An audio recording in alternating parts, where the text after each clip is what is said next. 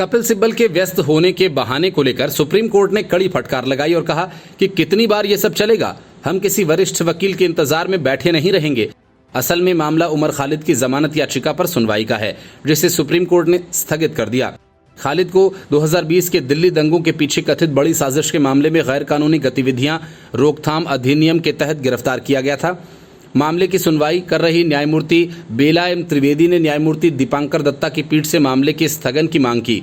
वजह बताई गई कि खालिद के वकील वरिष्ठ एडवोकेट कपिल सिब्बल भारत के मुख्य न्यायाधीश डीवाई चंद्रचूड़ की अगुवाई वाली संविधान पीठ के समक्ष अनुच्छेद 370 को निरस्त करने के खिलाफ याचिकाओं पर बहस करने में व्यस्त हैं। इस पर पीठ ने कड़ी टिप्पणी की। कितनी बार श्री कपिल सिब्बल तो व्यस्त होंगे ही, हम किसी विशेष वरिष्ठ वकील का इंतजार नहीं कर सकते।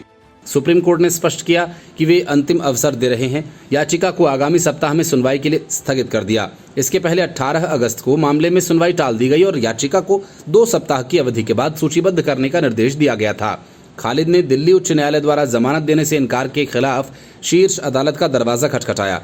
उच्चतम न्यायालय के न्यायाधीश न्यायमूर्ति प्रशांत कुमार मिश्रा ने 9 अगस्त को खालिद की याचिका पर सुनवाई से खुद को अलग कर लिया था। खालिद की दिल्ली उच्च न्यायालय के 18 अक्टूबर 2022 के फैसले को चुनौती देने वाली याचिका सुनवाई के लिए न्यायमूर्ति एस बोपन्ना और न्यायमूर्ति प्रशांत कुमार मिश्रा की पीठ के समक्ष आई थी।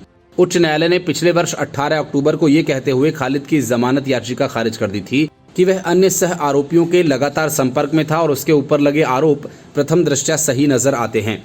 हाईकोर्ट ने यह भी कहा था कि आतंकवाद रोधी यूएपीए कानून के तहत आरोपी के कृत्य प्रथम दृष्टया आतंकवादी कृत्य माने जाने के योग्य हैं। उमर खालिद और शर्जिल इमाम सहित अन्य लोगों के खिलाफ फरवरी 2020 में दिल्ली में हुए दंगों का कथित मास्टरमाइंड होने के आरोप में यूएपीए और आईपीसी की विभिन्न धाराओं के तहत मामले दर्ज किए गए थे। ये दंगे सीएए और एनआरसी के खिलाफ हुए विरोध प्रदर्शनों के दौरान भड़के थे। Bureau report, news of India.